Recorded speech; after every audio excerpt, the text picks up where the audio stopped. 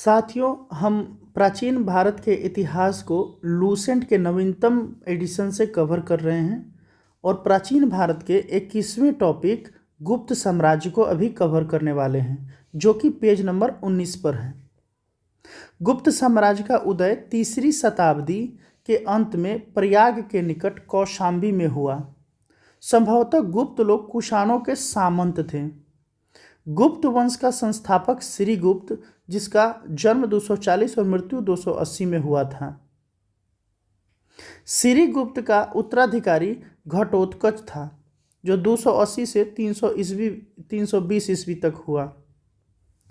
गुप्त वंश का प्रथम महान सम्राट चंद्रगुप्त प्रथम था। वह 320 ईस्वी में गद्दी पर बैठा। इसने लिच्छवी राजकुमारी कुमार देवी से विवाह किया। इसने महाराजाधिराज की उपाधि धारण की।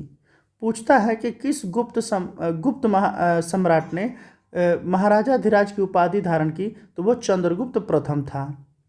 गुप्त संवत 319-20 ईस्वी की शुरुआत चंद्रगुप्त प्रथम ने किया था। चंद्रगुप्त प्रथम का उत्तराधिकारी समुद्रगुप्त हुआ, जो 335 ईस्वी में राजगद्दी पर बैठा। इसने आर्यावर्त के 9 शासकों और दक्षिणावर्त के 12 शासकों को पराजित किया। इन्हीं विजयों के कारण इसे भारत का नेपोलियन कहा जाता है। भारत का नेपोलियन किसे कहा जाता है, तो वो समुद्रगुप्त को। इसने अश्वमेधकर्ता, विक्रमांक एवं परम भागवत की उपाधि धारण की। कविराज भी कहा जाता है इसे। समुद्रगुप्त विष्णु का उपासक था। समुद्रगुप्त संगीत प्रेमी था। ऐसा अनुमान उसके सिक्कों पर उसे वीणा वादन करते हुए दिखाया जाने से लगाया गया है। समुद्रगुप्त का दरबारी कवि हरिसेन था, जिसने इलाहाबाद प्रशस्ति लेख की रचना की। यानी कि हरिसेन ने प्रयाग प्रशस्ति लिखी थी। नोट: परम भागवत की उपाधि धारण करने वाला प्रथम गुप्त शासक समुद्रगुप्त था। गया एवं नालंदा से मिले 2 ताम्रलेख में समुद्रगुप्त को परम भागवत कहा गया है। समुद्रगुप्त का उत्तराधिकारी चंद्रगुप्त द्वितीय हुआ, जो 380 ईस्वी में राजगद्दी पर बैठा। इसके समय में चीनी बौद्ध यात्री फाहियान भारत आया। शकों पर विजय के उपलक्ष्य में चंद्रगुप्त सेकंड ने चांदी के सिक्के चलाए। चंद्रगुप्त द्वितीय ने विक्रमादित्य की उपाधि धारण की। यह उपाधि इससे पूर्व 57 ईस्वी में उज्जैन के शासक ने भी पश्चिमी भारत में शक क्षत्रपों पर विजय पाने के उपलक्ष्य में धारण की थी। शाब चंद्रगुप्त सेकंड का राजकवि था। शाब चंद्रगुप्त सेकंड के समय में पाटलिपुत्र एवं उज्जैनी विद्या के प्रमुख केंद्र थे। यानी कि एजुकेशन के जो मेन हब होता है वो था। अनुश्रुति के अनुसार चंद्रगुप्त सेकंड के दरबार में 9 विद्वानों की एक मंडली निवास करती थी, जिसे नवरत्न कहा गया है। महाकवि कालिदास संभवतः इनमें अग्रण्य थे। कालिदास के अतिरिक्त इसमें धन्वंतरी, छपणक, फलित ज्योतिष के ये विद्वान थे। अमर सिंह जो कोशकार लिखे या फिर अमरकोश लिखे। शंकु जो वास्तुकार थे, और वेताल भट्ट, घटकर्पर, वराहमिहिर खगोल विज्ञानी थे, एवं वर रुचि जैसे विद्वान थे। 9 विद्वान थे यहाँ पे। चंद्रगुप्त सेकंड का संधि विग्राहिक सचिव वीरसेन शैव मतावलंबी था, जिसने शिव की पूजा के लिए उदयगिरी पहाड़ी पर एक गुफा का निर्माण करवाया था। वीरसेन व्याकरण, न्याय मीमांसा एवं शब्द का प्रकांड पंडित था। एक कवि भी था। चंद्रगुप्त सेकंड का उत्तराधिकारी कुमारगुप्त प्रथम था। इसी को जो है गोविंद गुप्त कहा गया है, जो कि 415 से 454 ईस्वी हुआ। नालंदा विश्वविद्यालय की स्थापना कुमारगुप्त प्रथम ने की थी। नोट: नालंदा का मठीय विश्वविद्यालय एक महाविहार है, क्योंकि यह विभिन्न आकारों के अनेक मठों का संकुल है। नालंदा के बारे में अधिकांश जानकारी चीनी यात्री ह्वेनसांग के अभिलेखों पर आधारित है। इनमें कहा गया है कि एक मठ की नींव कुमारगुप्त प्रथम द्वारा 5वीं शताब्दी में डाली गई थी और यह निर्माण कार्य परवर्ती सम्राटों के शासन काल में भी चलता रहा, जिन्होंने इस विलक्षण विश्वविद्यालय का कार्य संपन्न किया। इस बात के प्रमाण मिलते हैं कि बौद्ध धर्म के सभी 3 संप्रदायों थेरवाद, महायान और वज्रयान के सिद्धांत यहाँ पढ़ाए जाते थे।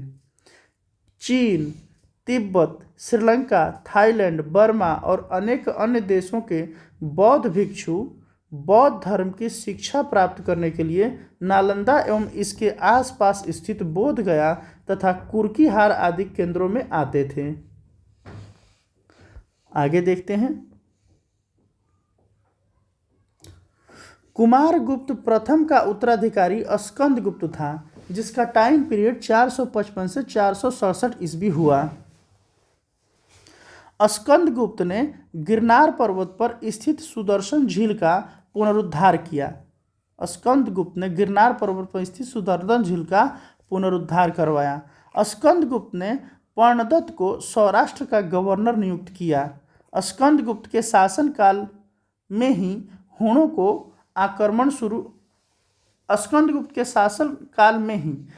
का आक्रमण शुरू हो गया। अंतिम गुप्त शासक विष्णुगुप्त था। गुप्त साम्राज्य की सबसे बड़ी प्रादेशिक इकाई देश थी, जिसके शासक को गोपना कहा जाता था। एक दूसरी प्रादेशिक इकाई भुक्ति या प्रांत थी, जिसके शासक उपरिक कहलाते थे। भुक्ति के नीचे विषय या जिला नामक प्रशासनिक इकाई होती थी, जिसके प्रमुख विषयपति कहलाते थे।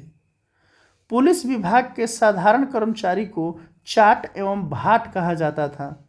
पुलिस विभाग का मुख्य अधिकारी दंडपाशिक कहलाता था। प्रशासन की सबसे छोटी इकाई ग्राम थी। ग्राम का प्रशासन ग्राम सभा द्वारा संचालित होता था। ग्राम सभा का मुखिया ग्रामिक कहलाता था एवं अन्य सदस्य महतर कहलाते थे। ग्राम समूह की छोटी इकाई को पेठ कहा जाता था। गुप्त शासक कुमारगुप्त के दामोदरपुर ताम्रपत्र में भूमि की बिक्री संबंधी अधिकारियों के क्रियाकलापों का उल्लेख है।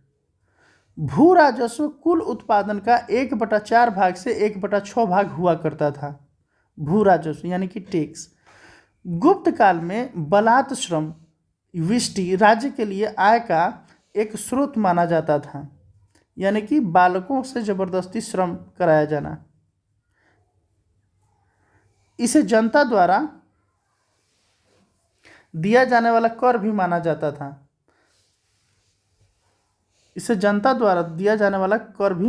था। ये जो जबरदस्ती कर लिया जाता है उसको बलात् श्रम कहा जाता है। आर्थिक उपयोगिता के आधार पर निम्न प्रकार की भूमि थी। क्षेत्र जो था, कृषि करने योग्य भूमि को क्षेत्र कहा जाता था। वास करने वाले भूमि को वास्तु कहा जाता था। चारागाह भूमि, पशुओं को चारा योग्य भूमि को चारागाह कहा जाता था। सील जो था, ऐसी भूमि जो जोतने योग्य नहीं होती थी उसे सील कहा जाता था। अप्रहत, ऐसी भूमि जो जंगली होती थी उसे अप्रहत कहा जाता था। सिंचाई के लिए रहट या घंटी यंत्र का प्रयोग होता था। श्रेणी के प्रधान को ज्येष्ठक कहा जाता था। गुप्त काल में उज्जैन सर्वाधिक महत्वपूर्ण व्यापारिक केंद्र था। गुप्त राजाओं ने सर्वाधिक स्वर्ण मुद्राएं जारी की। इनकी स्वर्ण मुद्राओं को अभिलेखों में दिनार कहा गया है। गुजरात के बाद गुप्त राजाओं ने बड़ी संख्या में चांदी के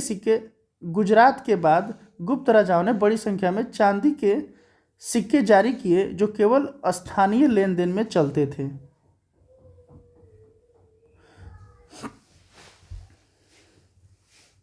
गुप्त कालीन के प्रसिद्ध मंदिर एवं स्थान।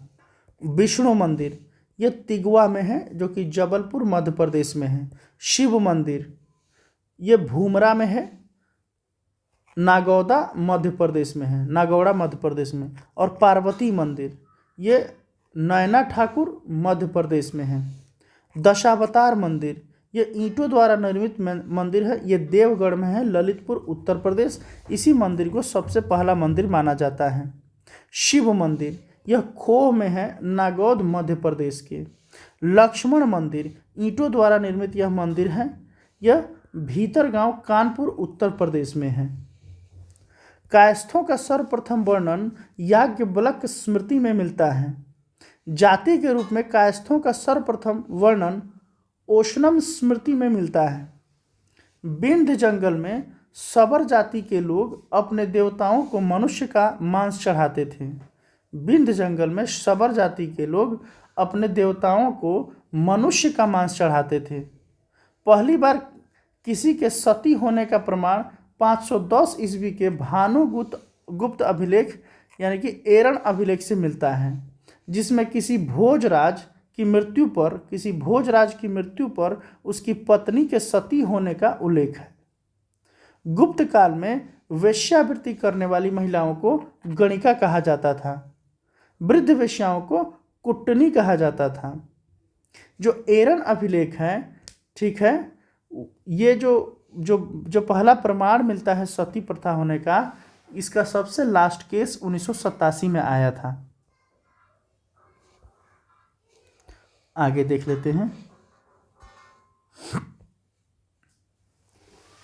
गुप्त सम्राट वैष्णव धर्म के अनुयायी थे तथा उन्होंने राजधर्म बनाया था।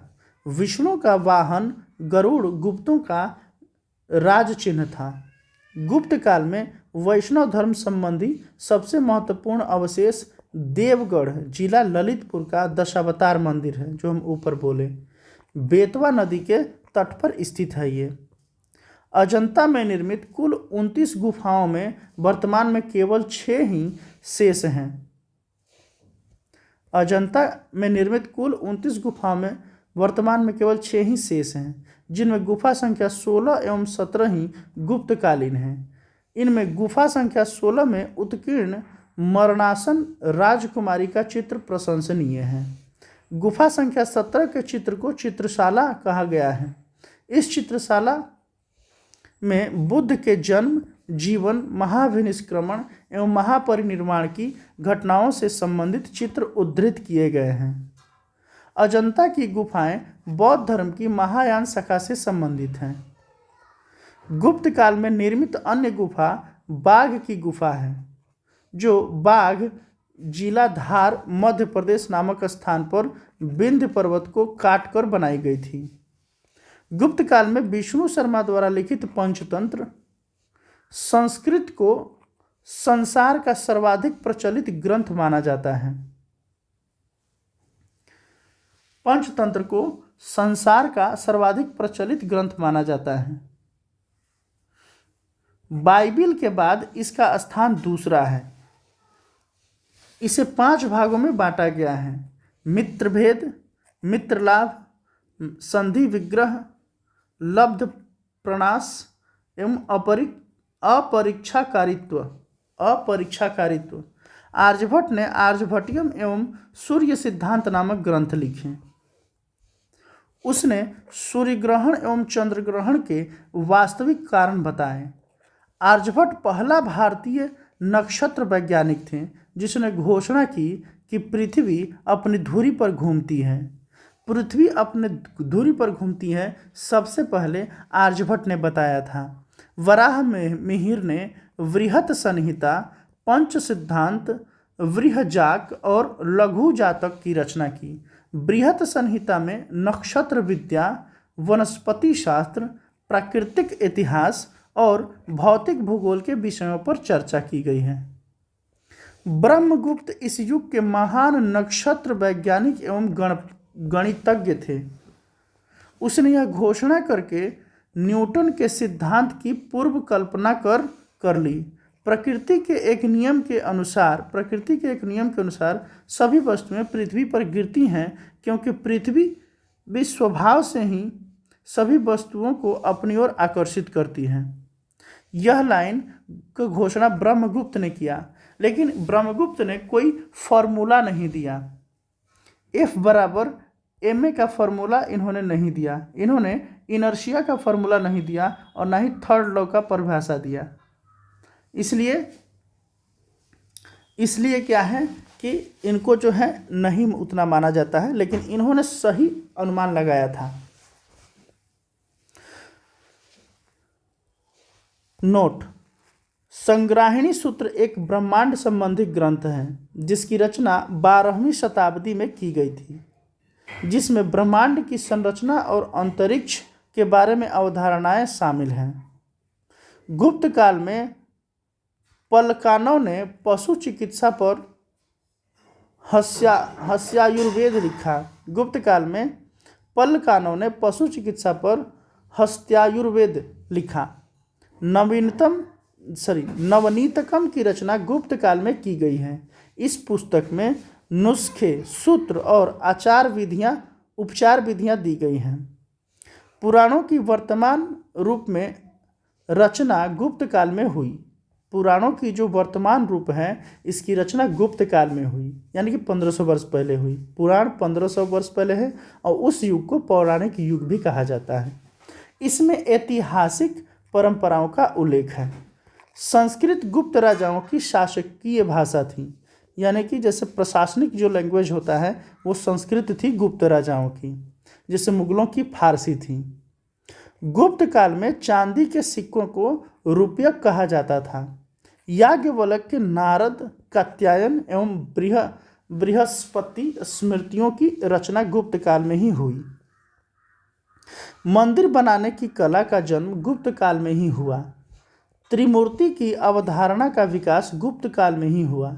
गुप्त वंश के शासकों ने मंदिरों, ब्राह्मणों को सबसे अधिक ग्राम अनुदान में दिया। गुप्त काल लौकिक साहित्य की सर्जना के लिए स्मरणीय है। भास के 13 नाटक इसी काल के हैं। शूद्रक का लिखा नाटक मृच्छकटिकम या माटी की खिलौना गाड़ी, जिसमें निर्धन ब्राह्मण के साथ वेश्या का प्रेम वर्णित है, प्राचीन नाटकों में सर्वोत्कृष्ट माना जाता है। कौन सा? तो मृच्छकटिकम। देवी चंद्रगुप्तम विशाखदत्त की संस्कृत नाटक है। यह गुप्त राजा रामगुप्त की कहानी है, जो अपनी रानी ध्रुव देवी को एक शक आक्रमणकारी को सौंपने का फैसला करता है, लेकिन उसका छोटा भाई चंद्रगुप्त रानी के भेष में दुश्मन के शिविर में प्रवेश करता है और दुश्मन को मार डालता है। वाह, क्या बात है। आगे देखते हैं। कालिदास की कृति अभिज्ञान शकुंतलम राजा दुष्यंत एवं शकुंतला के प्रेम की कथा है। द्वितीय भारतीय रचना है यह, जिसका अनुवाद यूरोपीय भाषाओं में हुआ। ऐसी प्रथम रचना है भगवद गीता और दूसरी है अभिज्ञान शकुंतलम, जिसकी यूरोपीय भाषा में अनुवाद हुआ। सांस्कृतिक उपलब्धियों के कारण गुप्त काल को भारतीय इतिहास का स्वर्णयुग कहा जाता है। सांस्कृतिक उपलब्धियों के कारण गुप्त काल को भारतीय इतिहास का स्वर्णयुग कहा जाता है। पूछता है कि किस काल को स्वर्णयुग कहा जाता है, तो गुप्त काल को। नोट: नगरों का क्रमिक पतन गुप्त काल की महत्वपूर्ण विशेषता थी। तो दोस्तों, अभी हम लोग आगे शुरू करेंगे वाकाटक वंश। ठीक है, ओके।